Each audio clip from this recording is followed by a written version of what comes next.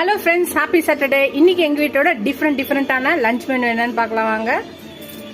எல்லாரும் லஞ்ச் செஞ்சீங்களா, சாப்பிட்டீங்களா? ஒயிட் ரைஸ் வச்சுருக்கேன். அப்புறம் பார்த்தீங்கன்னா ரொம்ப ஃபேமஸாக வைரலாக இருக்கும் மாங்காய் சம்மந்தி, ரொம்ப டக்குன்னு செஞ்சிடலாம். அப்புறம் பார்த்தீங்கன்னா காலிஃப்ளவரில் ஒரு தொகையால்.